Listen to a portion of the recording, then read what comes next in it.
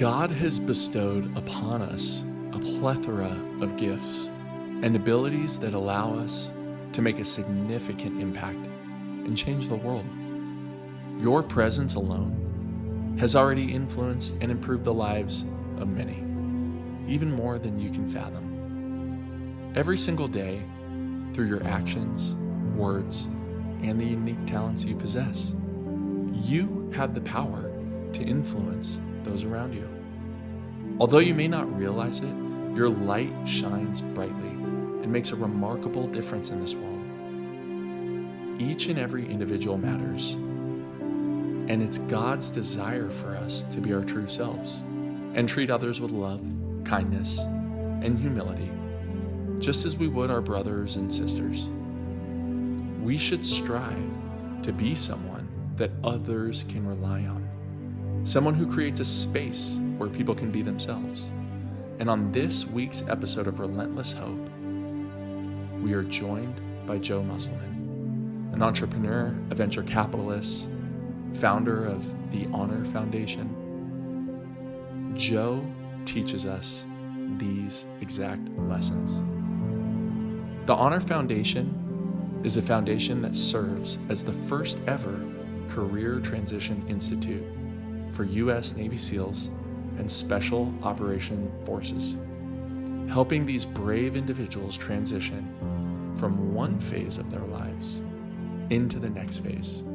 On this episode, Joe shares his journey of discovering his superpower and mission in life, which began after he suffered a career-ending medical injury while training to become a Navy SEAL. He encourages us to approach life with a spirit of service, noting that there are numerous ways to fill our bucket of service, some of which might not align with our initial expectations. We're inspired as people to become servant leaders, putting others first, protecting and taking care of them, and always leading in service of others. Joe emphasizes this, and he emphasizes the importance of living by core values, such as love, faith, hope, and honesty, and making decisions that align with your values each and every day. We're reminded that finding joy in our work is essential to creating an impactful legacy, and that the people who make the most significant impact are often fierce advocates with a soft touch. We hear about Joe's grandmother, who left him with a legacy of vulnerability and encouraged him to be open and honest about his feelings. As Joe emphasizes, every day presents incredible opportunities for us to make a difference. And although it is a significant responsibility, it is one that God knows we are capable of shouldering. When Joe Musselman enlisted in the Navy to become a Navy SEAL, he was all in. But then, when he suffered a spinal injury, he found himself questioning God's plan for his life. I can still remember the time when I looked up into the sky, when I could feel the right side of my leg and my body going numb from an injury that was very serious. I remember looking up and I remember cursing and swearing and saying, you better have an effing plan for this. Like, this better be part of your plan. And praying fiercely and angrily and emotionally, because I knew that was my very last day inside of SEAL training. And I couldn't figure it out. I've been an athlete my whole life. I've never experienced any injury. I've never experienced any traumatic injury, never had anything go wrong. My body was never something that I planned on failing me. I said, if there's something that's gonna break me, it's gonna be my mind. And my mind was totally intact and my body ended up breaking.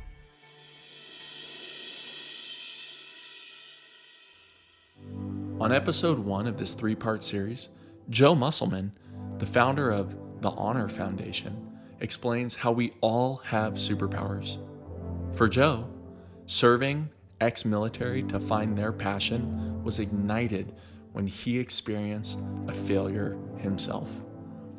By being empathetic and vulnerable with the people around him, he was able to find a new calling for himself. My name is Joe Musselman. I am an entrepreneur, founder, and VC. And I'd like to talk to you about a life hack that has to do with finding your superpower. And most people don't talk about a life hack in the sense of finding a superpower. And I never would have known what my superpower was if I didn't meet an unbelievable failure. So first off, I come from a very small town outside of the city of Chicago, lower middle class. We never had a lot of money or things, but I always felt so wealthy. And I felt wealthy with love and family and extended family and friends and community. From my church community to my family community to the schools I went to, I always felt so wealthy. And I grew up with that perspective. So I grew up with two amazing parents who instilled values in me. One value in particular was the classic line of, who can change that? And what that means is, when I was growing up in that house, if I did something wrong and if I found myself, in a situation where I was grounded or I was in timeout or whatever it was that I was absolutely deserving of, my mother would look at me and she would say, who can change that? And for me, growing up, that was a significant line that I kept in my life all the way up into the present day. But why did it translate into, how does this translate into a superpower, and how does this translate into one of the greatest and most successful failures in my life to date? I'm wondering how many people that are listening used to wake up early to watch cartoons. And I used to do that. And I used to love watching the superheroes, the Marvel characters. I would get up early, 5, 6 a.m. I would greet my father, who worked a very, very late night shift. And we would sit there and we'd watch cartoons together. It's some of my fondest memories of growing up. And I fell in love with Superman and Marvel characters. And the reason for that is that they all had these interesting superpowers that my father would always translate into a message of genteelness. So Superman was always the neighborhood hero. He would rescue a cat, he'd lift up cars, he would walk women across the street, he'd be a great friend, and my father would translate those messages into being a good son and being a gentleman, and always open doors and always be polite and treat all people with respect. And waking up to those little morning lessons, I was always so excited to do that. And my mother, in the same regard, would also lay a heavy hand on the responsibility and take accountability for your actions. The term "boys will be boys" did not come into my mother's vernacular. She wanted me to take accountability and responsibility for things that I was either mischievously doing as a child or not. And I had two parents where we may not have had a lot of money, but man, I felt wealthy with two parents. My parents raised me with so much love and empathy for the world and those people around me, that I wanted to grow into a man that would talk about love and vulnerability and authenticity and genuine topics that are really at the core of everything we doing. We're all walking around a bundle of stories, good and bad stories. And some from childhood are bad, some from childhood are good, but every single one of them are shaping us into the people that we are walking around. And the real question that I had to ask myself, going into the Navy, is what type of man did I want to be inside of this community? And when I experienced this injury, it took me to a really dark place, because I felt like a failure. I felt like I did not live up to my family's expectations. I felt like I had let my father down. I felt like I had to make difficult phone calls telling people that I was injured and my body broke and I'm not going to become a SEAL. I thought they would look down on me, and I was really embarrassed. I felt as I walked out of the base and was walking through town, that everyone was looking at me, that everyone somehow knew that I failed. And of course, looking back, it's so silly to think that that's where my mind went, but my heart and soul was only dedicated to one thing, and I didn't achieve that one thing, so I didn't understand how to move forward. I felt like people were counting on me, and I had let them all down. When people feel like a failure, especially people with strong imaginations like myself, they really go into a dark place. And I've helped so many folks kind of walk through their thinking when they do feel like they are failures, that the one thing I can say is the first thing you have to do is practice fierce empathy for yourself and look at the situation that you're in and remind yourself of what you set out to do. And the long game of going into the Navy was to begin my life of service. So I would argue that folks that would be transitioning out of the military community and into the next great adventure of their life, I would argue that you didn't join the military to become a soldier, sailor, airman, or Marine. You didn't join the military to go off to war or to deploy or whatever. It's a deeper cause. You join the military because you have a spirit of service. And the spirit of service is a bucket that can be filled in many different ways. I thought my bucket of service needed to be filled by becoming a Navy SEAL, when in fact my bucket of service was filled through serving Navy SEALs into the next great adventure of their life, by helping them and their family find their next job. To me, that bucket was filled, and the moment I kind of submitted to the idea that it wasn't a failure, that it was God's way of opening up doors for me to see a new path, the right path, the pain, the suffering, the feelings of depression, they all just went away. They melted off my body. The more I thought about it, the more I prayed about it, the more the light was shown on a path that I was destined to be on. There were 16 men in my family who served in the United States military, dating back to World War II, every major conflict, every branch. I grew up seeing uniforms in every closet, in every home, boot camp photos, deployment photos, and my family is deep inside of the service industry. We have service inside of our DNA. We have doctors, we have nurses, we have teachers, we have social workers, and we have people who have served in our military. One day, I was studying abroad in a random place, but I was studying abroad inside of Iraq and Afghanistan through a DoD and Department of Army externship opportunity, and I met my first Navy SEAL in a forward operating base in the middle of Iraq, up in the mountains. And when I met this person, I was taken aback by the professionalism, the team ability, as they call it, the way that he discussed how the team operated with each other, and most importantly, there was a sense of humility to him that made me want to get to know him more. So I did, and I stayed in touch. When I came back home, it had impacted my life to a great degree. I withdrew my OCS package at the time to become a United States Marine, and walked down the hallway and decided to go enlisted into the Navy with every intention to become a Navy SEAL.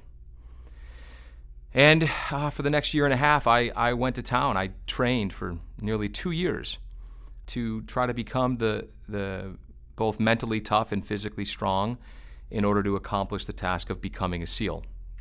And about 2 years into my pipeline, I suffered a spine injury, and I was out. As quick as I was in training, I was out. And I did not have a plan B, and there was no way that you can plan for something like this and you don't kinda try to become a Navy SEAL. You either are all in or you are all out. And at that point in time, I was all in. And when that happened, I definitely went into a very dark place. I can still remember the time when I looked up into the sky, when I could feel the right side of my leg and my body going numb from an injury that was very serious. I remember looking up, and I remember cursing and swearing and saying, you better have an effing plan for this. Like, this better be part of your plan. And praying fiercely and angrily and emotionally, because I knew that was my very last day inside of SEAL training. And I couldn't figure it out. I've been an athlete my whole life. I've never experienced any injury. I've never experienced any traumatic injury, never had anything go wrong. My body was never something that I planned on failing me. I said, if there's something that's going to break me, it's going to be my mind. And my mind was totally intact, and my body ended up breaking. So with that being said, I then was put on a year to a year and a half rehabilitation pipeline inside of the Navy community. The United States Navy and the Special Warfare community took care of me in a big way. They wanted to see me be successful in my rehabilitation. And while I was going through rehab, I met someone that changed my life. I was working inside of an office, and I got to know members of the community intimately in a different light. I was working inside of a little command store. So you have to imagine, I went from wanting to be a Navy SEAL to now serving Navy SEALs coffee and Gatorade, and while I was going through my rehabilitation process. And again, it's not sensationalizing my background in any way, but I came in with degrees, I came in with certificates from top universities, and I was so ready to take on this challenge. And then I went back to, I was serving coffee and Gatorade while I was going through rehabilitation. It's a powerful shift that happened instantly overnight, where even your uniform changes. You're in one uniform 1 minute, the next day you're in a totally different uniform, and nothing internally or inside you has time to make a transition. The only thing that transitioned, what was the world was seeing, what was on the outside, is that I was no longer part of that training. And I got to know this Master Chief. And for the audience that aren't familiar with military, a Master Chief is top of the food chain in the military community on the enlisted side of the Navy. He was a Command Master Chief 4 times over again. He had 6 Bronze Stars, all with combat valor. He was awarded the Navy Cross. He was up for the Medal of Honor and needed to be awarded the Navy Cross because they couldn't make public the things that he was doing in order to win the Navy Cross win the Medal of Honor from the United States Navy. He could fly planes, he could fly helicopters. He had a master's degree. He spoke multiple languages. He had been to 60 plus countries all over the world.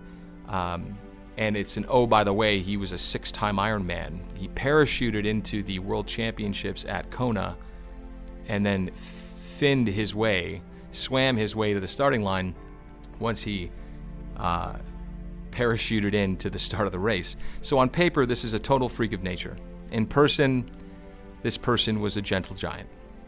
Commanded respect quietly and truly paid me respect because he knew that I had been injured, and yet he still came in and spoke to me like a peer and a colleague and a teammate every day. And it made all the difference for me in that time of my life. And it's very representative of the community as a whole. I got to know this guy very well, and he invited me to his retirement ceremony, which is a very moving, private, intimate event at the Naval Special Warfare Command. And he had been all over the world. He had deployed. He was the iconic Navy SEAL. The Navy made videos about this individual as almost like a recruitment tool because his story was so inspiring. And I had a chance to be friends with this person for a while. I went to his retirement ceremony, standing ovations, people were in tears, his family was there, he was in his Navy whites, confident, beaming with pride and humility about the service that he had done, and his speech was just remarkable. I watched him take his last walk across the deck, and there he was. He retired after 26 years of being a Navy SEAL, many, many years of which were at the Naval Special Warfare Development Group, otherwise known as SEAL Team 6. The next day, he walked into my office, and he closed the door behind him, and which was strange, because typically he just barreled in, and we would start going at it politically about what was said the day before and what we agreed with and what we didn't agree with. And he looked at me and he said, "Joe, with 26 years in the SEAL teams, what am I going to do now?" And he was crying. And not just a small cry, he was sobbing, he was crying.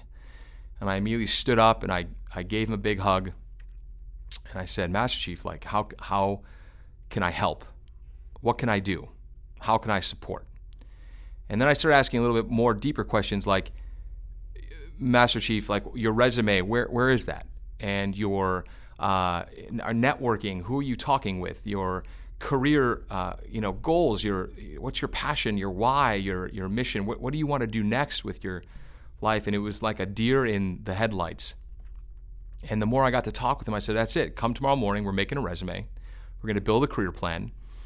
And flash forward, so if I didn't experience that injury, and I didn't get put inside of a command store, and if I wasn't placed in front of him at that very moment in time, going back and connecting the dots of me cursing God and expecting a response, like some sort of closed caption in the sky being like, oh, trust me, I know what I'm doing.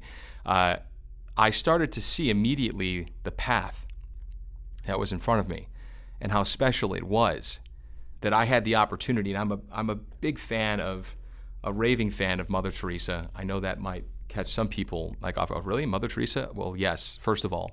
Well, the servant leadership displayed by her is remarkable. But she used to say, you don't have to help tens of thousands of people, you just have to help the person in front of you. And at that moment, I felt overwhelmed because here's a moment where a person in front of me is needing of my support. And I have an opportunity through another skill set to help him develop a resume, get involved with the community, begin to network on his own behalf. And that's exactly what I did. And then I became addicted to the way that made me feel. Being a servant to this community, I was never meant to become a Navy SEAL. I was meant to serve Navy SEALs in their transition and help them discover the next great adventure of their life.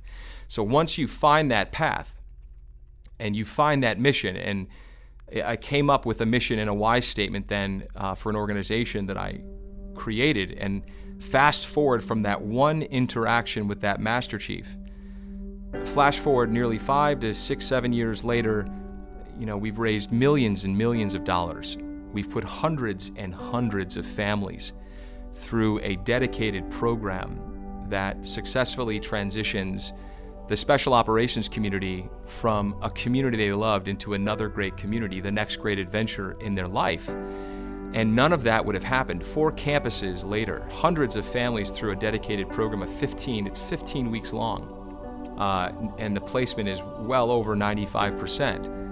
Our starting salary jumped from, $80K a year to nearly $145 a year. Not that money matters, but when you put those individuals in the right place at the right time, you give them a compass. And as it turns out, the private sector deeply values the experience set coming out of this community. And that's all because of an injury. It's because of a failure. It's because of my failure that I was able to look at as a success point and a milestone in my life to continue serving. And we were talking yesterday about productive chips on our shoulder. There was a productive chip on my shoulder, which was I wanted to prove to this community in a very vulnerable and real way that I could still provide value to them as a teammate. And so I left this community after interviewing that one Master Chief. I then interviewed 250 more Navy SEALs across 7 states over 6 months. I asked them all the same 33 questions. And what I learned was there's no formal transition institute for our special operations community. And so I activated and I thought, let's go, let's build one. And we did. And we have 4 campuses now across the country serving these communities where they exit. And we've made it a simple transition process. Even now, as I sit here and I talk to you, it's insane to think that I'm talking to you inside of a 10,000 square foot headquarters that in my mind was nothing more than a dream at the time.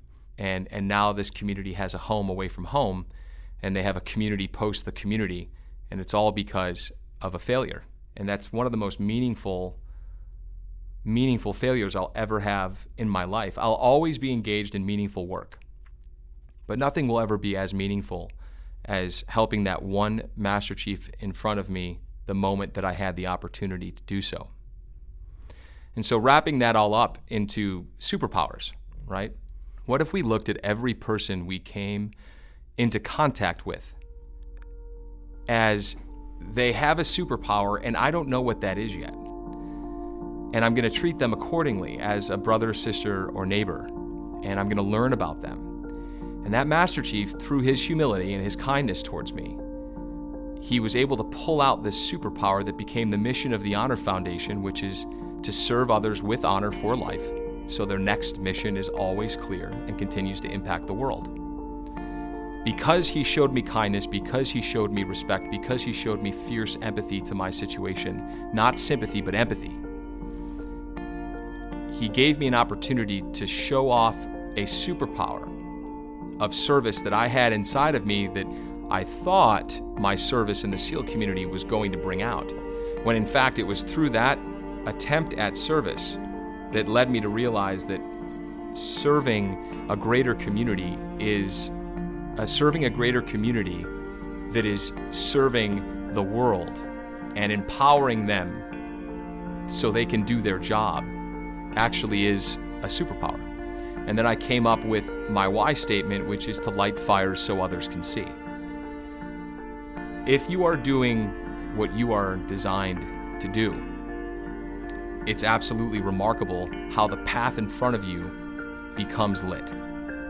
And you can bring light to those people. I don't do well advocating for myself. I don't. But I do really well advocating on behalf of other people who I believe in. So imagine walking up to every person in your life knowing that they are a superhero in some way and looking at them as if they have a superpower that either they have recognized or the world hasn't recognized it yet. I feel that it's my mission in life to help everyone understand what their superpower is and how they can bring that superpower to the world to bring about tremendous impact. And one thing we focused on at the Honor Foundation was, if you don't use the gifts that you've been given, we've been given these gifts on a lease. And if you don't pay into that lease, you lose it. And for me, losing it would be at the end of my life, I'm looking back and I did not use all the gifts that God has given me in every ounce that He has given them to me. What has the world now missed out because I would not take action on the gifts that I was given? And all of us are walking around with gifts that have been given to us, leased to us. How often do we sit back and analyze those gifts and how we can bring about the best change in the world? And so as we wrap this up and think about your own, what you would categorize as a failure, have you taken time to learn about that failure?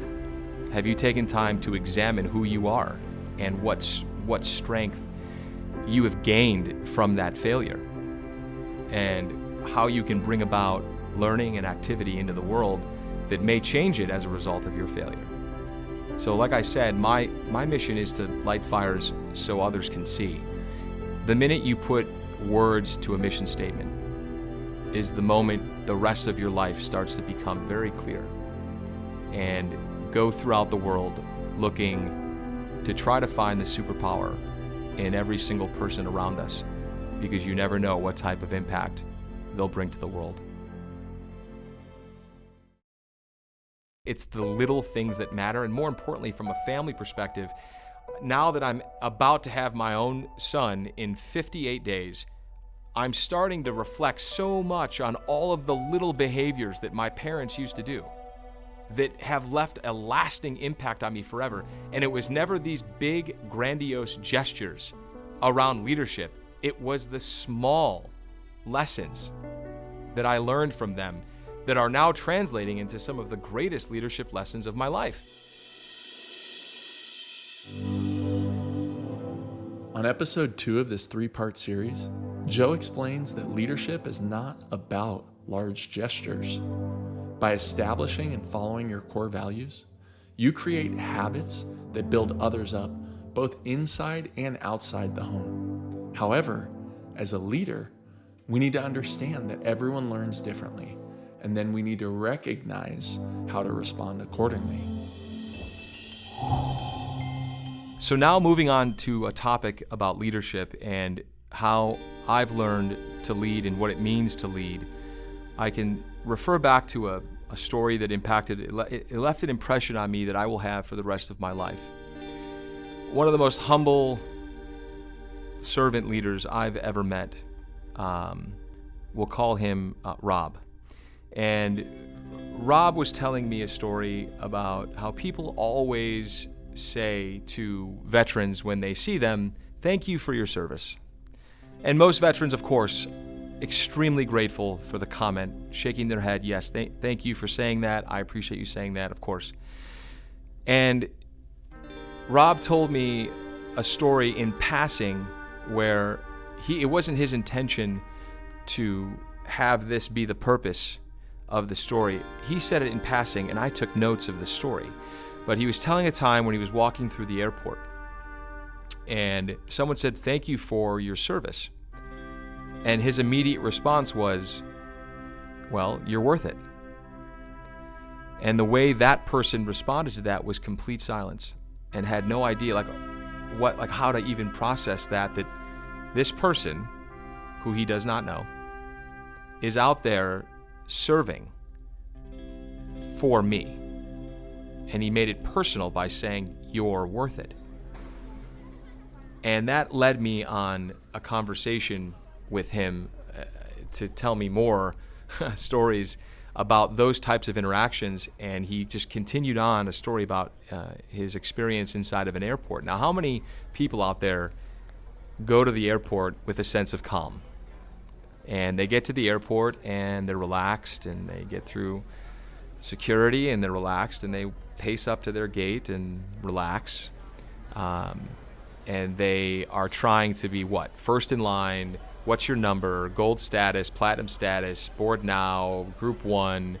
All of this is so stressful when we go to the airport. And then Rob told me a story about his approach to the airport, where he shows up hours and hours early, and he kind of walks through security, and there's no rush. When he gets to his gate, he takes a seat, and he lets everyone, purposefully, he lets every single person board the plane first, despite his seat number.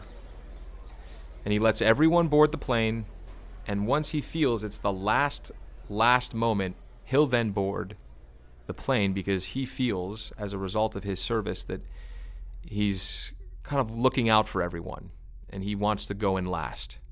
And one thing that taught me is, one, it removed all the worry I have about going to the airport ever since I started this practice. And you let others go first. You don't get stressed about what your seat number is. And for the most part, I travel on airlines with open seating anyway, so it doesn't really matter where you sit. And I always end up somehow getting the seat that I wanted. But there's a deeper lesson there about leaders eat last. They go last. They let the flock go in front of them, and they are behind protecting it. And this is a side story to that much greater thinking of playing an infinite game where you are always protecting those around you. That's the other thing, is leadership when you're actually seeing it. That, to me, is the biggest thing, where everyone's looking for these definitions and these categories to follow about leadership. It's not about that at all. It's about your gut knows it when you see it. It's like knowing right from wrong. You know what's right, and you know what's wrong.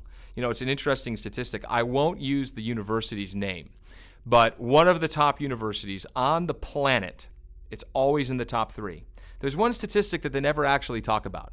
They never actually talk about the percentage of their MBA class that ends up in prison. And guess what? It's really high. It's way higher than you think. It's almost 5%. So that means that 5% of every MBA class, which are considered leaders in business and leaders in life, end up in prison. So why is that? How does that happen? And like I said earlier, it's not about the big things you do all at one time. It's the little things you do over a long period of time. Nothing ever comes out of nowhere. It's actually been happening for a really long time.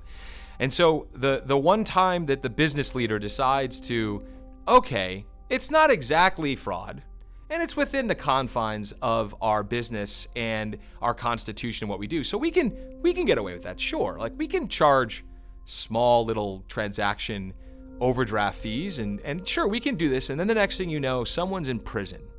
So the little decisions that we make every day, and some of these people, they completely surround us all the time. The bagger that goes out of his way at the grocery store to always walk my wife to the door and make sure that she gets out safely, that's a leader. Like, when you see people doing things that are extraordinary, surrounded in kindness and courage, that's a leader.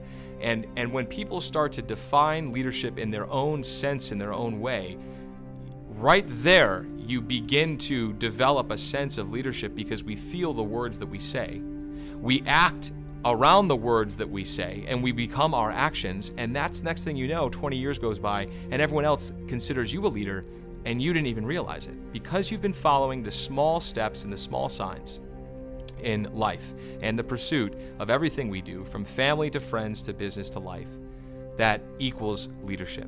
It's an action-oriented thing. And if you find yourself, I read about leadership for a decade. I read my 1,000th book this year, big woo. None of that matters if I didn't take anything away from that and begin to act on that knowledge. Knowledge is not power, knowledge is potential power. And so you can read all the books you want on leadership when you know on the inside, you know exactly what you're supposed to do. That's the thing that cracks me up about people who keep asking these deep questions about leadership. How do you do it? How does it happen? Well, you have to pay attention to the folks who've lived a life. And for me, let's use an example. I'd like to use an example. Did anyone else feel something? And I am not being political. I'm bringing a real life example that I felt in my heart and soul, that when John McCain passed away, we were saying goodbye to something much greater than just the United States Senator. In my heart, there's leadership qualities to this person that somehow everyone could admire. And when we think about just military in general and why I was drawn to service in the first place, it's neutral. It's not left or right. It's these people are sacrificing on our behalf that we could not even imagine. Leadership for me is watching the spouse of a Navy SEAL Skype goodnight to her husband while her 3 kids are saying goodnight to their dad overseas. That mother is at home by herself with 3 children under the age of 7. The father is in a barracks in a forward operating base surrounded by plywood and the enemy, and he's calling in to say goodnight to his family before he goes off and to do an op. Do you know how much leadership is in that exchange right there between the husband taking a lead to defend our country to that wife who's at home with those 3 kids 6 to 8 months at a time? And then when the husband comes home, of course, he's the hero and the victor, and the mom is kind of over there now. And to me, that's her being a servant leader. That's her taking leadership into her own hands and stepping aside because she knows what a hero the father is to the son and to the daughter and to the daughter. To me, that's leadership in its form. And then he walks over and hugs his wife and kisses his wife, and they leave as a family, as a unit, as one. These examples of leadership are all around us all the time. The ones who want to become a leader are the ones who are paying attention to them and emulating that. The ones who talk about wanting to be a leader are the ones who watch those examples, take nothing from them, and don't change the way they think, act, feel, or communicate and behave to become a leader.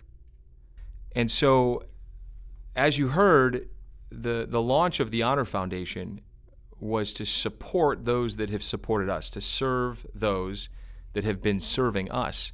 And up until 2014, there was no institution that was designed to serve the community that has served us so selflessly for 60 to 70 years inside of the special operations community. So to me, when you think about leadership, the first thing that comes to mind, it should be, how can you serve those around you? One thing that I know when it comes to the concept of being a leader of any organization, so much of it has to do with ensuring people are always focused on the vision of the organization. and having absolute clarity around the vision, the mission, and the values and guiding principles. And I say that very specifically because I'm someone who needs a framework and an action-oriented framework to activate and head towards a much greater vision way down the road. And I always think of, Martin Luther King is a big influence in my life. And you think about MLK, he said he had a dream. He didn't say, I have a 99-point plan. Like, no one gets behind a 99-point plan. Everyone gets behind a vision and a dream. And there are times in every business, no matter what you are doing, where it's going to be hard and difficult. Even inside of military communities that are in the most elite category of military on the planet, there needs to be a constant thought in mind that you are doing this for a much greater good. And no matter what, when you think about that, one, leadership, you should be considering yourself as a servant to those around you. Those are absolutely the best leaders. And two, to keep yourself focused on the vision and the mission as much as possible. And then there's something too that is this, people think this is amorphous, this idea of core values and guiding principles. When in fact, I think it can be broken out into something very important, where core values, think of that as, is if you were to walk into an organization, if I were to walk into your organization, how would the people in the organization define it? How would they define how they think, act, feel, and communicate every day? Those are core values. And to give you an example of following servant leadership into a vision, into a mission, into your core values, one of the core values that I have, not only personally, but within every business that I will ever start, will always be practicing artistry. Practicing artistry, meaning that, even doctors practice medicine, right? No one is perfect at it. And artistry is something that's on a scale that should be unachievable, but at the same time, we practice towards that perfection to be the best for those people around us. When you are focused on the vision of an organization, the mission, and you have clear defined core values, when you find yourself in situations where your character and integrity might be called into question, you revert back to the vision, you revert back to the mission, and you revert back to your core values.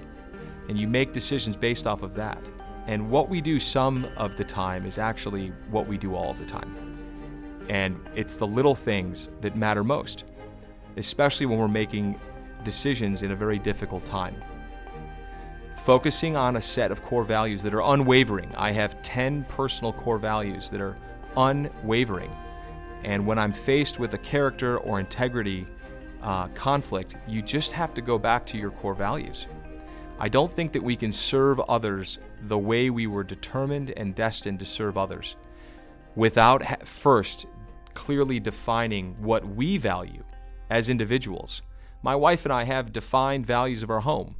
Those defined values of our home go into the defined values of business. They go into the defined values of who I want to be around in life. And you start to pick up quickly the folks that you want to be around versus the folks that you do want to be around, based off of shared value systems. My wife and I are entirely two different people, but our core values are the same. We're complete opposites in every way. Our core values are the same. When you move into business, or you start a business, or you're running a team, if you know your culture is strong, and culture is another word for values, so just pair those together. You know you've created a strong culture when individuals begin to highlight themselves based on the behavior and the actions they're taking. And then the team starts to notice that because you've created a strong culture. And those folks will highlight themselves as possibly not being a good culture fit. But in order to do that, you have to have these things drawn out first, as you do in a leader. You have to have an ethos. You have to have a constitution. You have to have a kind of a declaration of what you stand for, because how do you expect your team to understand the vision that you're putting out before they first understand who you are and what you believe in? To me, that was the biggest realization from a leadership perspective. And I'm someone who assumed a lot of responsibility and too much responsibility on my shoulders. and used to present ideas to the team as, okay, I've spent weeks working on this for the team. I'm so excited to present this to you. And I would slam this kind of plan down on the table and expect round of applause and standing ovations and look at how much work you've done for us, and this is fantastic, when they, in actuality, looked at me like I had 12 heads and asking me why I didn't take any of their advice or opinions into consideration as I made that plan. Now, what I've learned is I still make the plan and I still put it on the table, and then my only question is, hey, everybody, can you help me make this better? That's something that you can't necessarily find in an MBA classroom. You have to have the embarrassing look of employees staring at you in your face, being like, hey, we would have loved to have had some contribution to this plan when I thought I was doing something phenomenal in serving the team. If you go into the concept of leadership, it all starts with service, transparency, and accountability to your team. People think leadership begins by doing great big deeds. That it could not be further from the truth. Leadership begins with the smallest act and grows into great big deeds, and you don't even realize that it's happening to you. So an idol of mine is, and someone I look up to, who I feel is a superhero in this world, is someone by the name of Admiral Bill McRaven. And Bill McRaven is arguably one of the greatest 4-star admirals that has ever lived, and I would listen to the words that he would say so closely. And he just published a book, and one of the things he talked about was making your bed in the morning. And what a small discipline that was. That if you make your bed in the morning, even if you have the worst day, he jokes, that you come home and to a bed that's made. And you immediately feel better about your day. To me, that's leadership. My father used to make his bed every single day. Granted, it was from habits from the military service, and it just became a habit, but seeing him do that made me want to make my bed, made me want to clean up the faucet in the bathroom. And he left a lesson of leadership to me, which was never leave something the way you found it. Always leave something better than when you found it. And that simple lesson, always leave something better than when you found it, I recognized that there was no transition institute for Navy SEALs and special operators. I recognized it.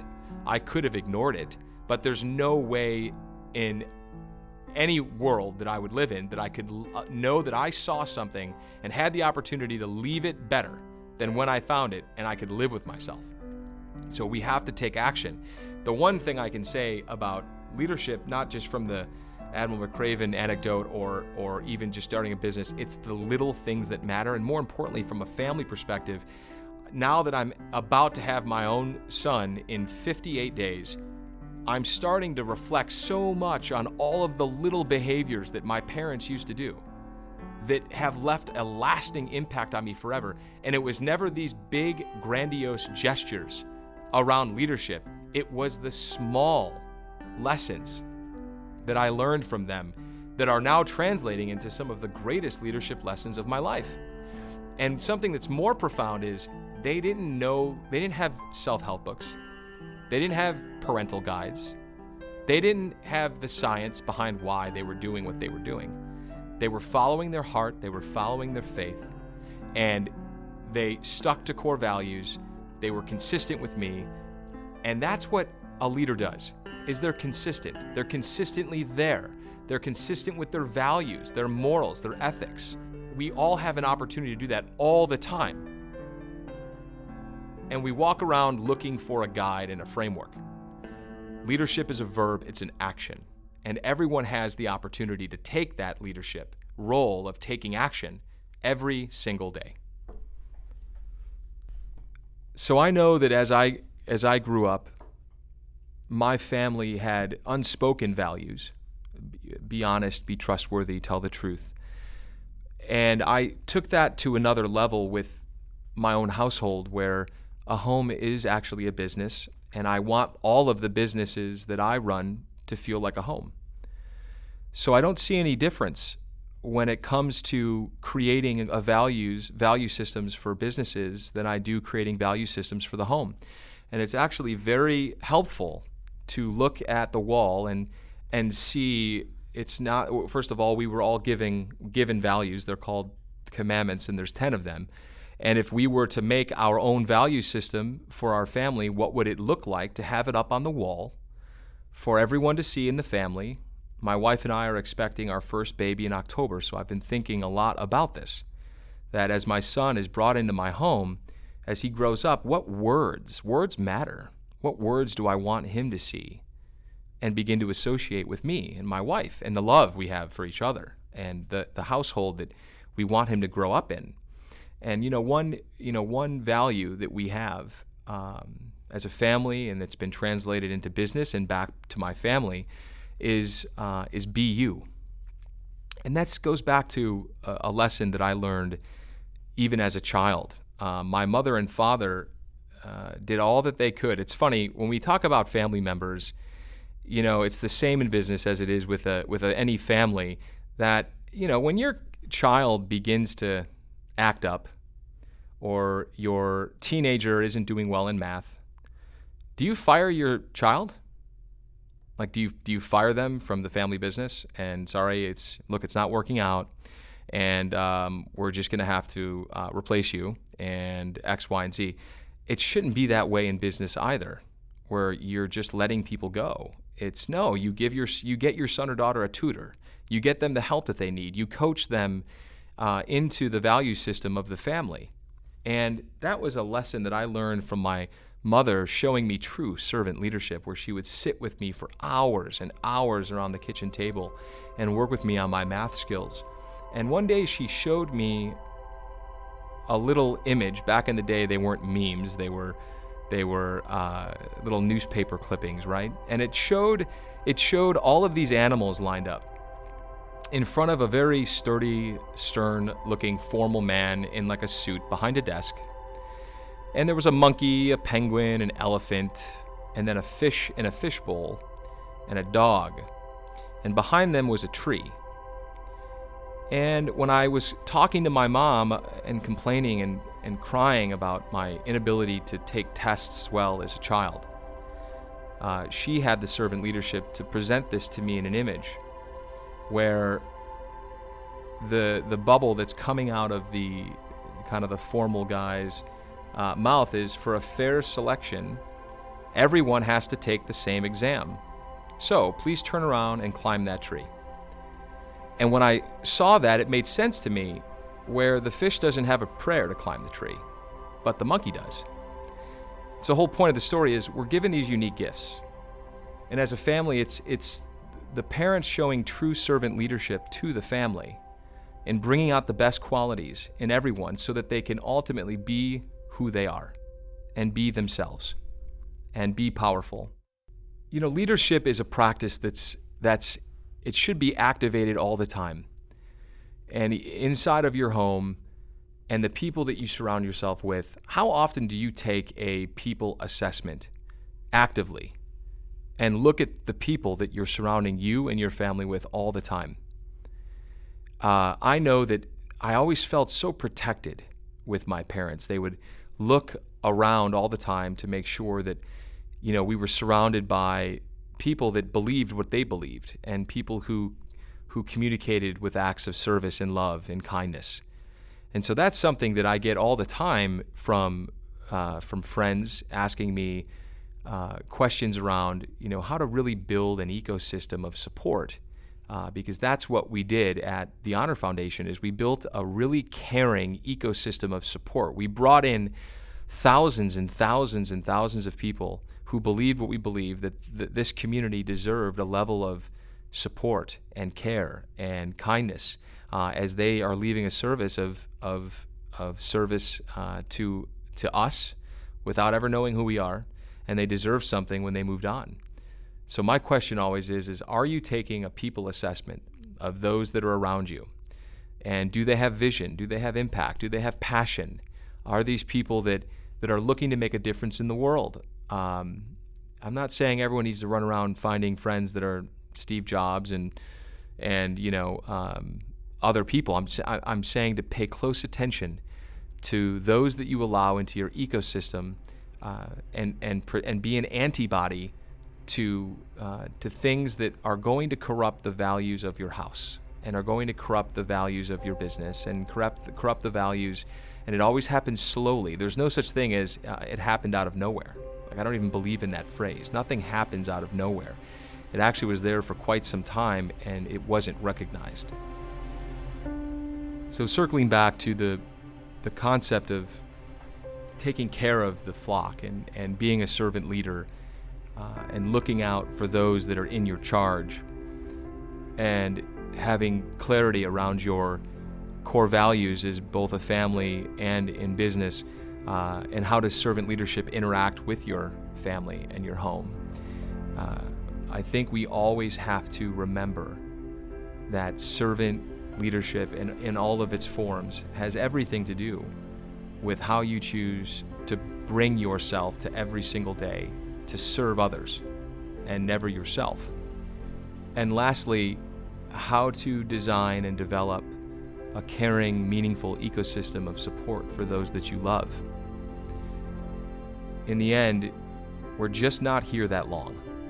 We're just not around that long. And to use the time that we have and to maximize the impact that we can use from the gifts that we've been given, to lead those who need a leader, to serve those who need to be served, and most importantly, to bring a set of core values to the world that incorporates all the things that matter: faith, love, hope, and your ability to make an impact in the world. And something that, I've been toying with a lot is, how is it that every individual around the world can leave a legacy? Like, how do you do that? And it starts by moving and pushing yourself into work that brings you joy. The only way you can bring joy to the world is if you are finding joy in the world of work. When people find what they love, the rest of the world feels that from that person. How many times have you met with friends over the weekend or even during the week? Hey man, so how's everything going? Like, hey, how's work? Work's work. Work does not have to be work.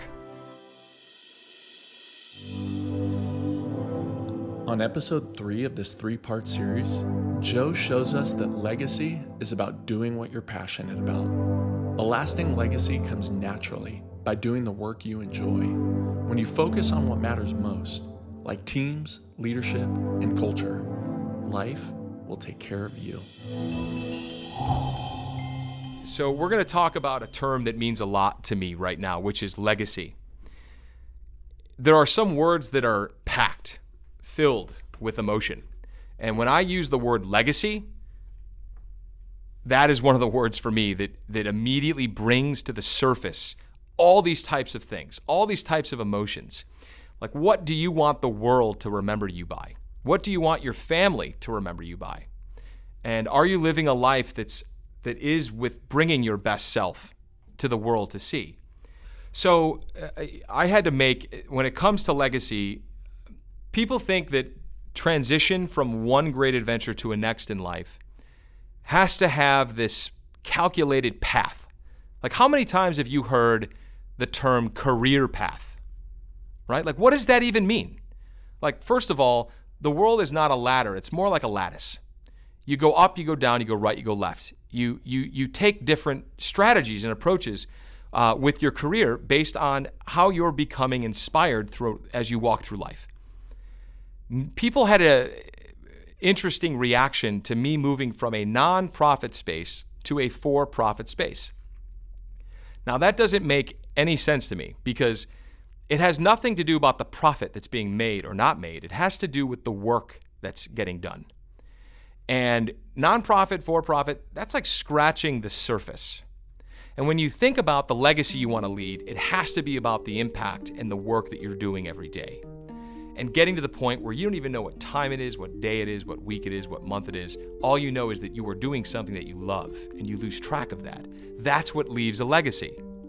Like, I doubt that people like Nelson Mandela, Martin Luther King, Mother Teresa, or the Pope, followed a typical career path.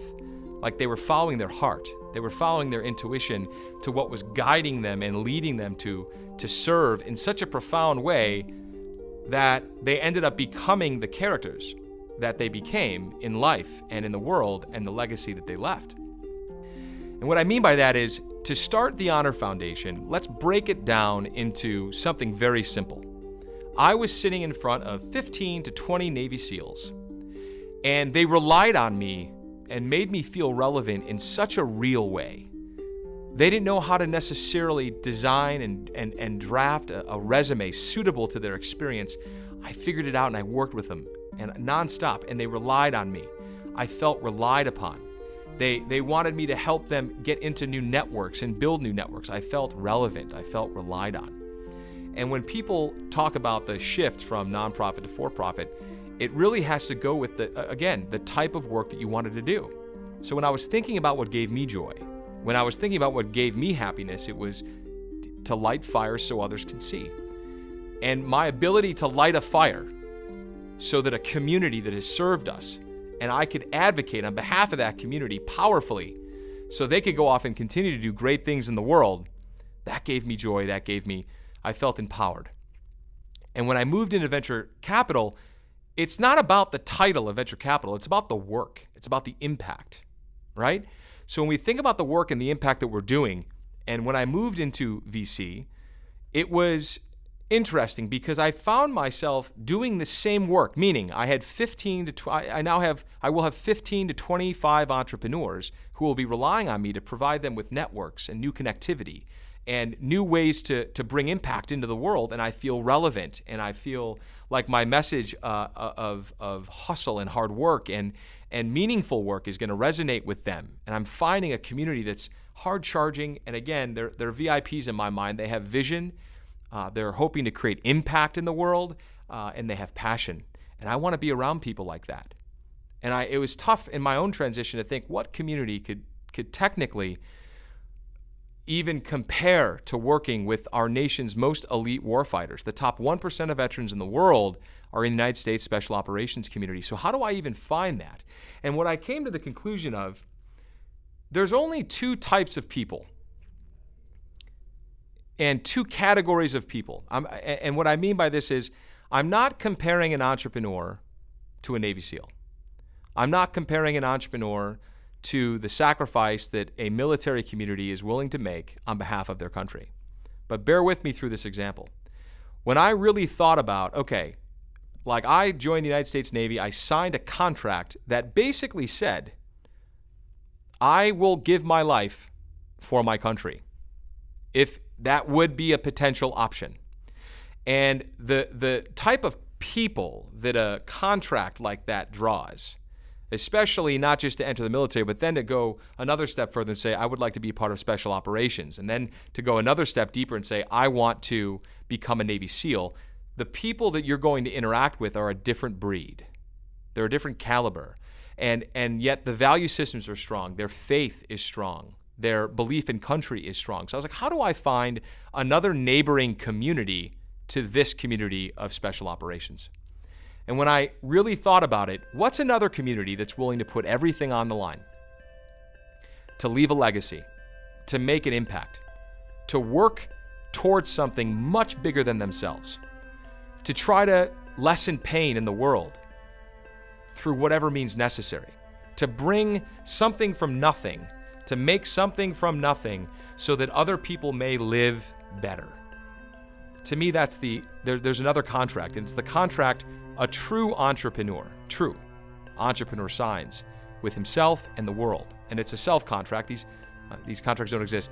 I'm saying that they're signing a contract that they're willing to give their life to a mission until it's brought into a reality to cause impact in the world in a positive way. For me, then I noticed and I recognized, okay, well, there's this community of military who are uncommon breed, doing uncommon things in an extraordinary way around the world. That's who I want to be a part of. Their teams, leadership, and culture are on point. And when I kept using those same words over and over and over again, teams, leadership, culture, I thought to myself, what other community has to be about teams, leadership, and culture? And that is the starting up community of entrepreneurs. Every entrepreneur that I've met are so dedicated. The true entrepreneurs, they are willing to literally sacrifice their life, They're in a sense of only focusing on one thing, passing up other opportunities, dedicating their life to solving a mission. Again, I'm not making the comparison that an entrepreneur is the same as a special operator in the sacrifice that they're willing to make, but the sacrifice is great, and they have to sacrifice so much to bring about an idea and a dream and a vision to leave a legacy in the world. And something that, I've been toying with a lot is, how is it that every individual around the world can leave a legacy? Like, how do you do that? And it starts by moving and pushing yourself into work that brings you joy. The only way you can bring joy to the world is if you are finding joy in the world of work. When people find what they love, the rest of the world feels that from that person. How many times have you met with friends over the weekend or even during the week? Hey man, so how's everything going? Like, hey, how's work? Work's work. Work does not have to be work. Like, work doesn't just have to be something that fills the time between 9 and 5, Monday through Friday. Work doesn't have to be that. And if you focus on one thing, if you're really dedicated to leaving a legacy in the world, and you wake up every day and you say, what is my legacy going to be? You should ask yourself, well, do I enjoy the TLC at work? Do I like the teams I'm working with? Do I like the leadership? Am I a part of a great culture? Not just even at work, but at home. Like, the home is a unit. The home is a team. Every team has leaders. The parents are leaders. Culture matters. The culture at work matters. The culture at home matters. Constantly focusing on your TLC and getting it to a point where you don't realize you're working not just 9 to 5, but all of a sudden you begin working 5 to 9. And you don't even realize the sacrifice that's happening because you enjoy what you're doing so much. Legacy is the equal sign after teams, leadership, and culture. And once you align those things in your life, your legacy will begin to write itself, and you won't even realize it.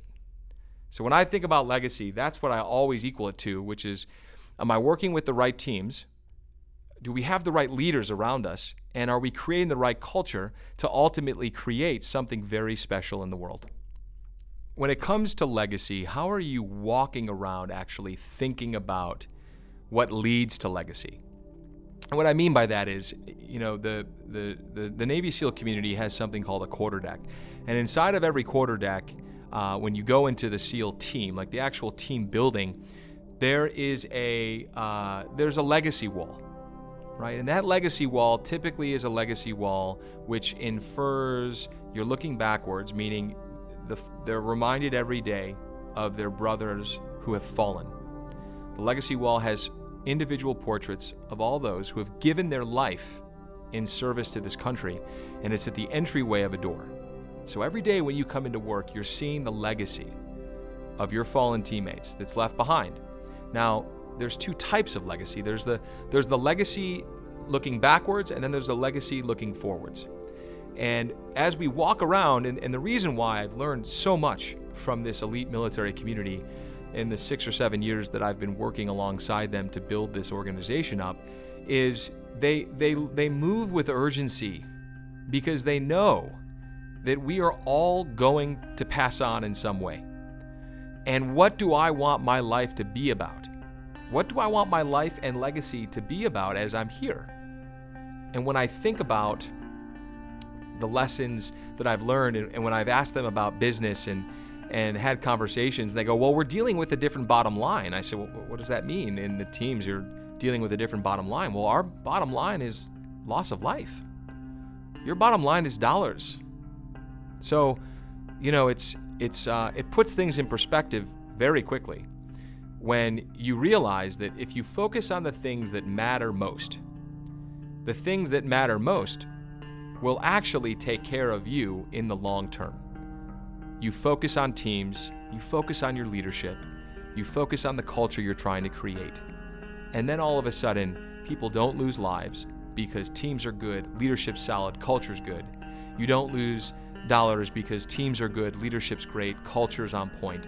And when we think about these these terms in the sense of what type of legacy do I want my family to leave, my son to leave, my wife or husband to leave. If you put it in those terms, it really gives you something to put into perspective, because we aren't here that long. Again, back to the leadership point, that leadership is a verb, and it's happening all around us. It's whether or not you choose to pay attention to it. Legacy is the exact same way, where there are people in your life that you don't have to have an admiral or a general or a CEO or anyone like that to be inspired to help you leave your legacy. So for example, my nani, and my nani is just what we called my grandmother. And my grandmother was nothing short of an angel on earth on this planet. No question about it. If there was a speed, jet, supersonic, something to get her to heaven faster when she passed away, she was on it first class, like with the big man himself. There's no question about it.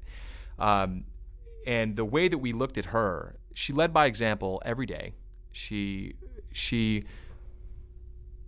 My nani used to command her presence with the gentlest touch. And she used to always be singing and laughing and holding our hands and telling us about lessons from Mother Teresa and Our Lady of Guadalupe and Sister St. Francis of Rome and St. Vincent de Paul and all of these different people. And she'd leave these little notes for us to find as grandchildren and notes on our mirror. And to me, that was a legacy that she was leaving for us. And it's you don't have to have these big command and control or these ideas. It's the people that leave the greatest legacy were actually some of the fiercest advocates of the soft touch and treating others the way that you would like to be treated as a brother, sister, and or neighbor. And I think back to my nani and the lessons that she left me is it was okay to hold my nani's hand leaving sports practice. It was okay to tell her about our feelings. It was okay to be vulnerable and feel sadness and joy and discuss those things with her. It's almost like the people who leave the greatest legacy are the ones who allow the world to be themselves all the time. And when we think about legacy, who makes us feel those feelings? Who makes us, when we're around them, who makes us feel a way where we can actually be ourselves? We all have that friend, right? Where when something goes wrong, we call them. Like you're all thinking of a name. Like everyone has someone they call when they have to talk through something, whether it be good or bad, up or down, left or right. I might be talking to the person that feels they are that person, right? That they get all the phone calls and they deal with everything. Well, guess what? What an opportunity for you to be a servant leader and look at it that way and serve the friends and family around you who are calling you for guidance. And what an opportunity for you to leave a legacy of support and help when folks around you are in need. Are you the first to raise your hand when you may have to have an uncomfortable conversation? And I someone told me one time that, and I'll never ever forget this, that you can tell the most successful people are the ones that had the most difficult conversations and chose to have them with people, with friends, with life, and about the things that matter. And we all have those people.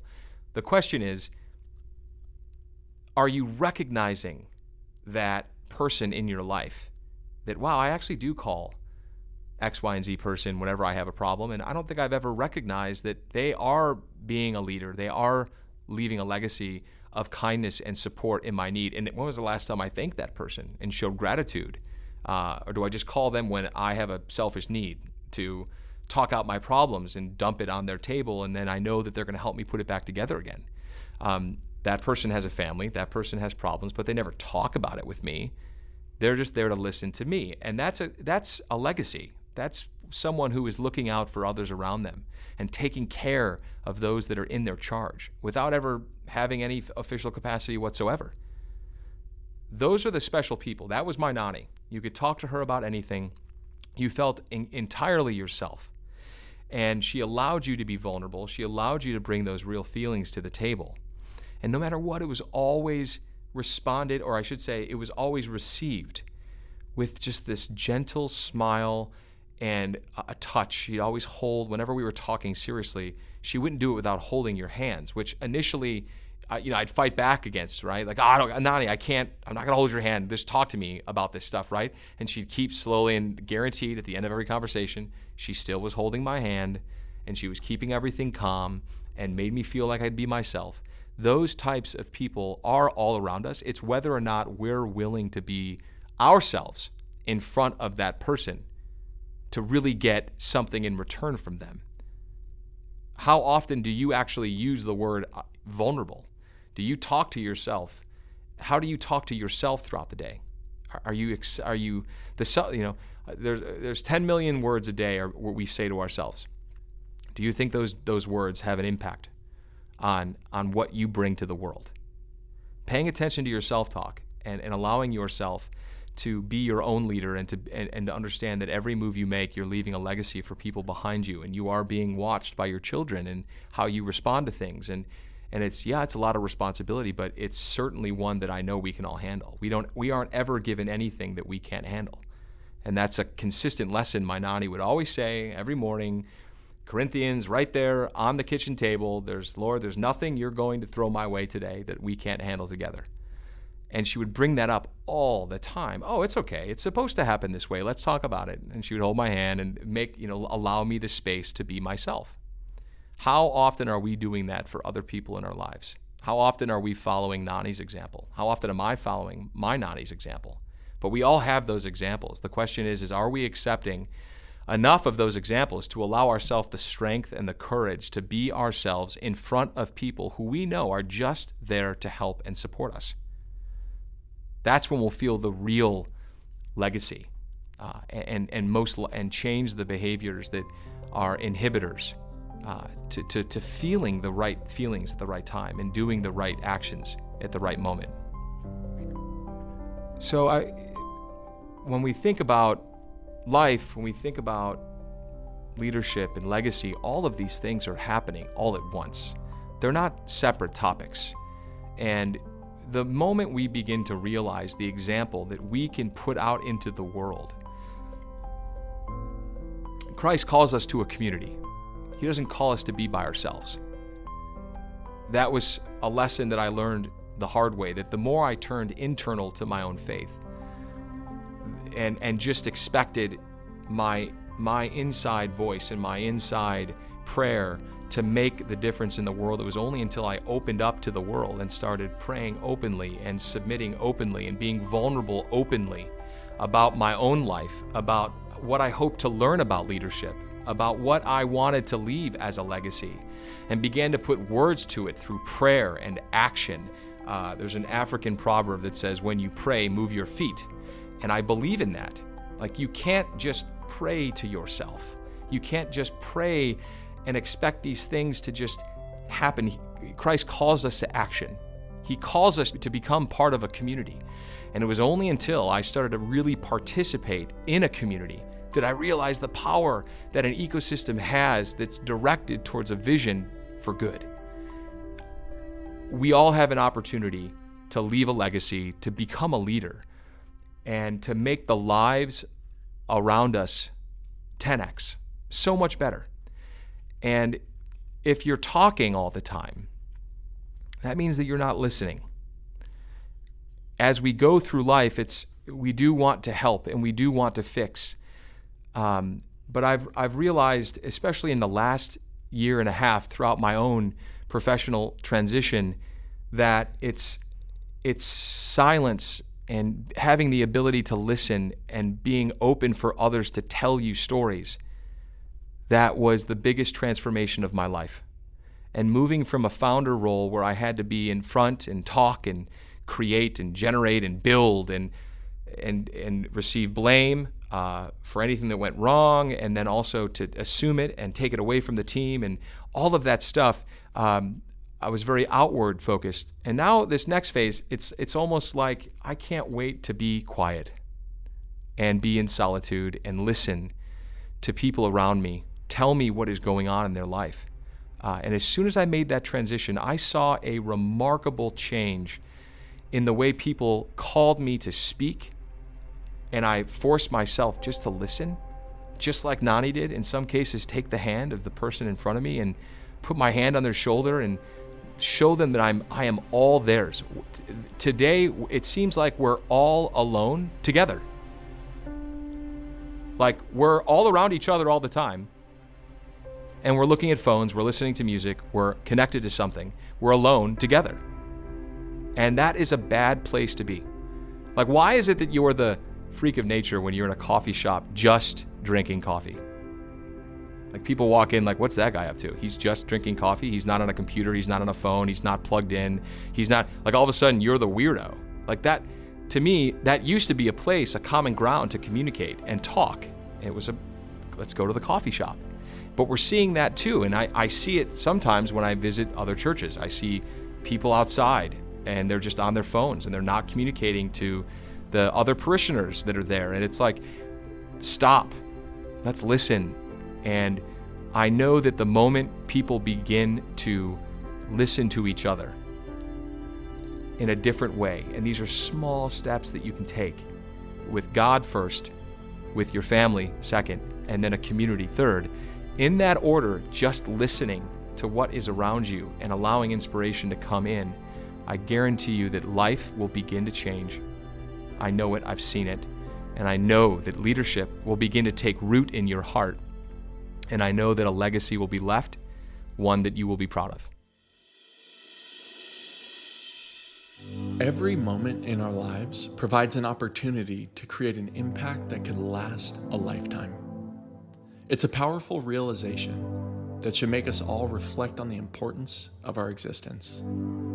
We do not require any grandiose titles or achievements to make a difference. All we need to do is be ourselves. Each of us has the potential to be a light that shines in the world, influencing others in ways that we might not even be aware of. With the talents and gifts that God has given us, we're meant to serve others and make a difference in their lives. However, it's important to let go of our need for validation and recognition. We must trust that God will handle the outcomes and focus on being ourselves, using our unique abilities, and treating everyone with kindness and humility. This week on Relentless Hope, Joe Musselman, an entrepreneur, venture capitalist, and founder of the Honor Foundation, shared his wisdom on creating a tremendous impact in the world. He emphasized the importance of recognizing our superpowers and embracing them to create change. Joe also urged us to see everyone else as having their own unique abilities and potential for impact. To create an impact that lasts, Joe encouraged us to become servant leaders, always putting the needs of others first. We must also understand our values and what it is that's important to us, both in our personal lives and our professional lives, because our values will guide us in making decisions and staying true to who God made us to be. Finally, Joe emphasized the importance of finding work that brings us joy. When we're happy and fulfilled, it radiates to those around us. The people who leave the greatest legacies are often those who allow others to be themselves and create an environment where people feel safe to express and work hard. Joe encouraged us to reach out to those who've supported us and become a source of support, love, kindness, and advice to them and to others. God has given us this life to make a positive impact, and it's a responsibility that we must take seriously. With every action, word, and decision, we have the power to create a lasting impact on the world around us. And today, you can take action to share this podcast with someone you know. You never know the impact you can make by sharing one inspirational podcast. My name's Steve Gatena. I'm the host of pray.com's Relentless Hope podcast. And until next time, I want you to remember to give hope a voice.